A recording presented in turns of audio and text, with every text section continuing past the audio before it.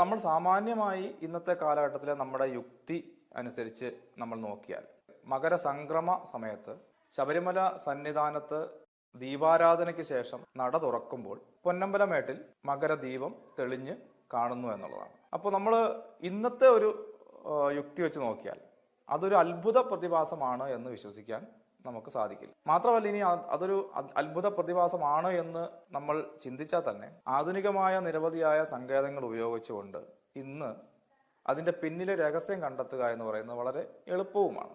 അപ്പം അതുകൊണ്ട് തന്നെ പൊന്നമ്പലമേട്ടിലെ ദീപം തെളിയുന്നതാണോ തെളിയിക്കുന്നതാണോ എന്നതിനെക്കുറിച്ചുള്ള ചോദ്യമേ അപ്രസക്തമാണ് എന്നുള്ളതാണ്. അപ്പം ഈ ആരാണ് തെളിയിക്കുന്നത് എന്നുള്ള ചോദ്യം അവിടെ വരും. ഈ മലകളെല്ലാം തന്നെ ഒരു കാലഘട്ടത്തിൽ വളരെ സജീവമായി ജനവാസ മേഖലയായിരുന്നു എന്നുള്ളതാണ്. ഇപ്പോൾ 18ാം നൂറ്റാണ്ടിൽ തന്നെ ഇന്ത്യയുടെ ഏറ്റവും മികച്ച സർവേയർ ജനറൽമാരിൽ ഒരാളായിരുന്ന കേണൽ കോളിൻ മക്കൻസി അദ്ദേഹത്തിൻ്റെ സർവീസ് കാലയളവിൽ വളരെ അമൂല്യമായ 20,000-ലധികം വരുന്ന ഓലകളും ശിലാലിഖിതങ്ങളും ഒക്കെ കണ്ടെത്തി അവ അക്കൗണ്ട് ചെയ്യുകയും പ്രസിദ്ധീകരിക്കുകയും ഒക്കെ ചെയ്തിട്ടുണ്ട്. ഇപ്പോഴും അവയിൽ പലതും ലണ്ടൻ ലൈബ്രറി ഉൾപ്പെടെയുള്ള സ്ഥലങ്ങളിൽ നമുക്ക് ലഭ്യമാണ്.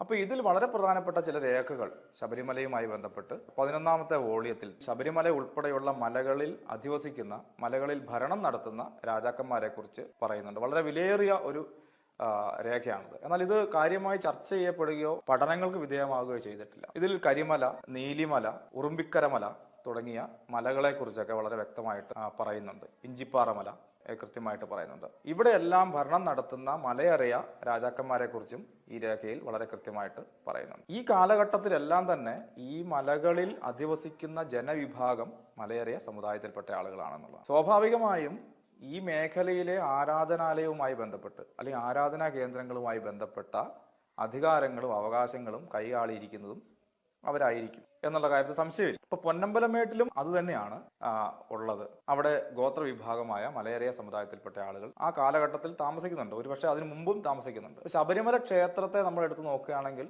ഒരു 300 വർഷത്തിലധികം പഴക്കം നമുക്ക് ശബരിമല ക്ഷേത്രത്തിന് പറയാനില്ല. എന്ന് വെച്ചാൽ അവിടെ ആരാധനയില്ലെന്നോ ആരാധനാലയമില്ല എന്നോ ഒന്നും അല്ല അതിനർത്ഥം. മറിച്ച് നമ്മൾ ഇന്ന് കാണുന്ന ഒരു ക്ഷേത്രമായി, വലിയൊരു ക്ഷേത്രമായി രൂപപ്പെട്ട് വന്നിട്ട് ഒരു 300-350 വർഷത്തിൽ താഴെ മാത്രമേ ആയിട്ടുള്ളൂ എന്നുള്ളതാണ്. അതിനു മുമ്പ് അവിടെ ഒരു കാവ് അല്ലെങ്കിൽ ഗോത്ര വിഭാഗങ്ങൾ ആരാധിക്കുന്ന ദേവസങ്കല്പങ്ങളും ദേവതാ സങ്കല്പങ്ങളും ഒക്കെ ആയിട്ട് ഉള്ള ഒരു ആരാധനാ കേന്ദ്രമാണ്. അതൊരു തീർത്ഥാടന കേന്ദ്രമായി മാറുന്നത് പോലും 1950-ലെ തീവെപ്പിന് ശേഷമാണ് വലിയ തോതിൽ അറിയപ്പെടുന്നു. 19ാം നൂറ്റാണ്ടിൽ തന്നെ മിഷണറി രേഖകളിൽ ശബരിമല അയ്യപ്പൻ എന്ന് പറയുന്നത് മലയരയന്മാരുടെ ചീഫ് ഡൈറ്റിയാണ് എന്ന് പറയുന്നുണ്ട്.